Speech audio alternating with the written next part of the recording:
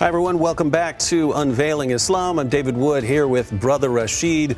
And Brother Rashid, you have, of course, left Islam, but there's one thing you cannot deny. Okay. And that is Islam's amazing impact on women. The Quran gives women unprecedented rights. And I've heard that Muhammad was practically the greatest feminist who ever lived. Yeah. And so obviously, if we look at the Quran, we're going to find out that the status of women was massively elevated thanks to this book. Is that right?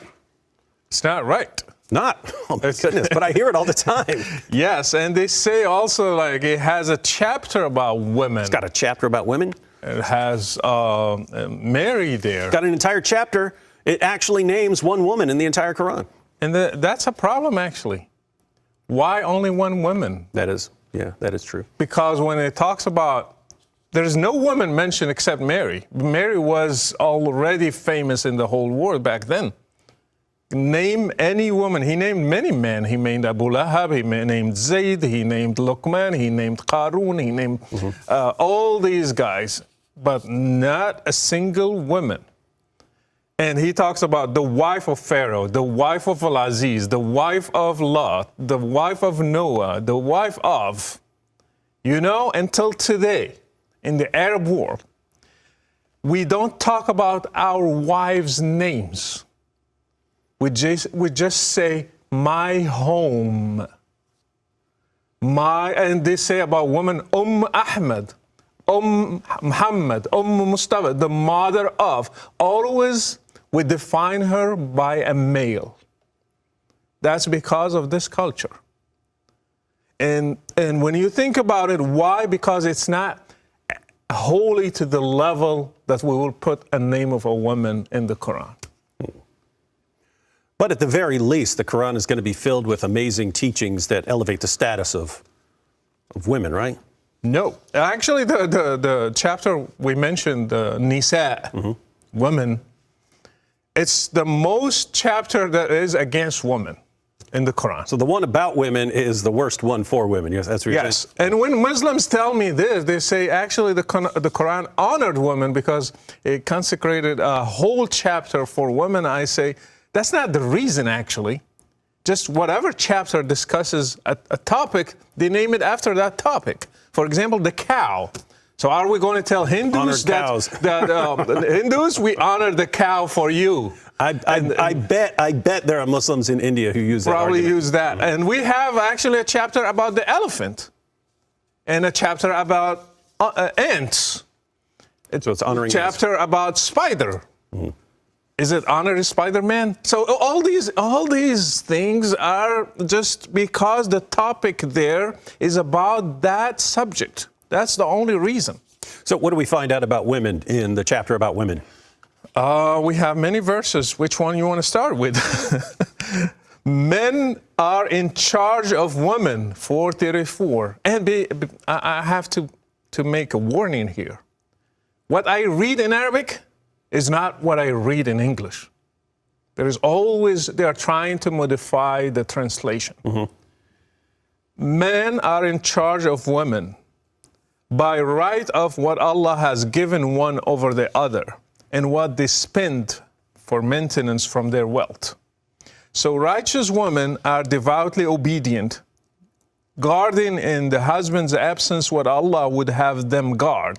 But those wives from whom you fear arrogance, first advise them. Then if they persist, forsake them in bed. Then finally strike them, and they put lightly. In the Arabic version, there is no lightly, there is no gently, there is nothing, just strike them. So they're adding words, they're adding lightly. Yes. To fool you guys. For people who are reading the translation. Yes. It's like, because it's so embarrassing in front of English speakers that they had to add something to make it acceptable somehow. But anyway, nobody will accept you beat a woman lightly or not. You will go to jail for that. So that means the Quran is just encouraging men to be women. And that's not accepted. And so it gives these, if you have a wife who's,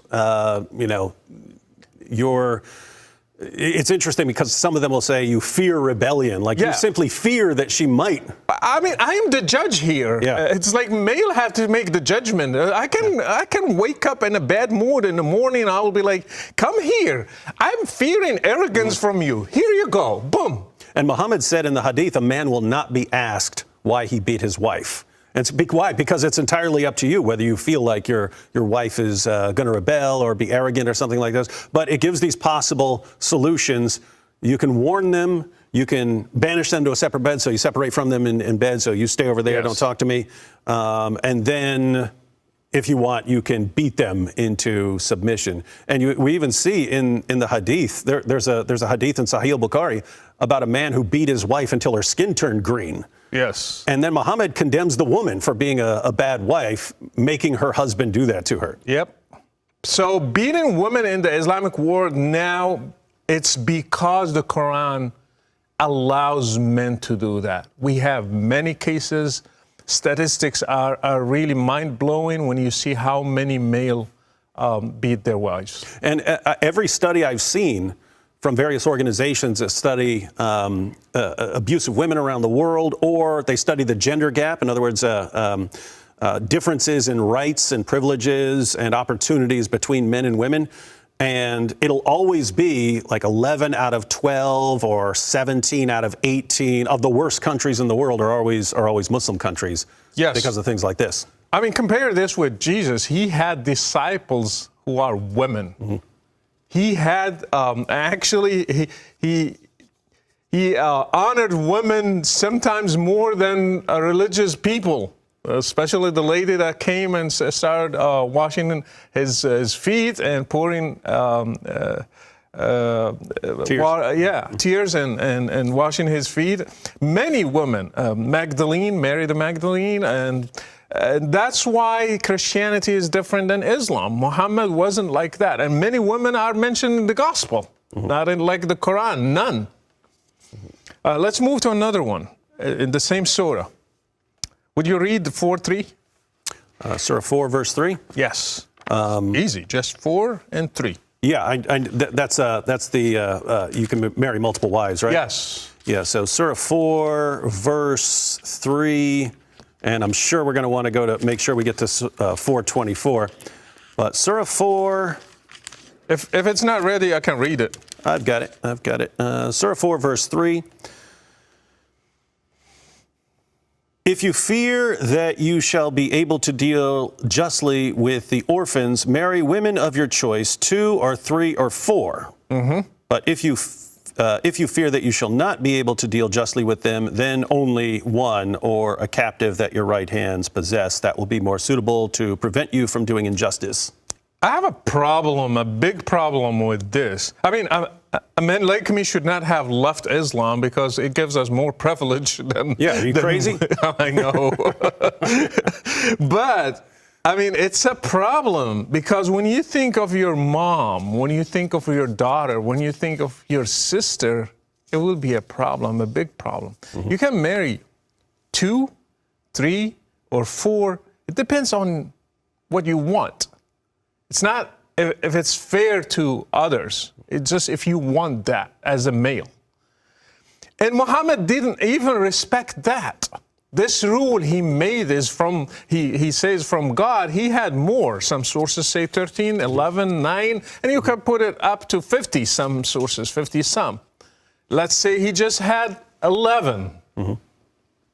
This is talking about 4. You had 7 more. Yeah, well, he's the prophet, so he gets special moral privileges. And then interesting, in the Bible, like, people are held to a higher standard, like the apostles and so on, so they're held to a higher standard. Yeah. In Islam, it's just you get whatever Muhammad wants, he gets. We had a joke as Muslims. I heard it as a Muslim. They say, you know what's the punishment of a Muslim when he marries 4 wives? You don't know. No. 4 mother-in-laws. Oh, yeah. But that's not against mother-in-laws. I'm just saying what we used to say in the Islamic world. Marrying 4 wives creates a lot of problems in the Muslim world until today. Mm-hmm.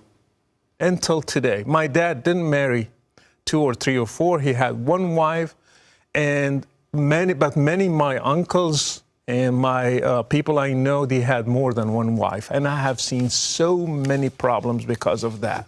There's no fairness. There is nothing about fairness among them. One more quick one before we have to close out.